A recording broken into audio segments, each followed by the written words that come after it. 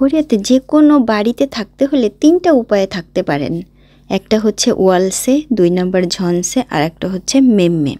ওয়ালসে হচ্ছে জামানত কম কিন্তু মাসের টাকা বেশি যাবে, মানে ভাড়াটা আপনাকে বেশি দিতে হবে। এর ভিতরে কিন্তু তারপরে আলাদাভাবে আপনাকে বিদ্যুৎ বিল, গ্যাসের বিল, পানির বিল, মানে আনুষঙ্গিক এগুলো কিন্তু সব খরচ আপনার। দ্বিতীয় হচ্ছে ঝনসে, জামানত অনেক বেশি কিন্তু মাসে কোনো ভাড়া নাই, কিন্তু আনুষঙ্গিক খরচ আপনার, বিদ্যুৎ, গ্যাস, পানির খরচ আর যা যা লাগে সব আপনার। তৃতীয় হচ্ছে মেম্মে, মানে আপনার কিনে নাও। একটা বাড়ি কিনলে বা একটা ঘর কিনলে, একটা অ্যাপার্টমেন্ট কিনলে যা যা খরচ হয় বাদ বাকি সব কিছুই তো আপনার, মানে আজীবনের জন্য আপনার।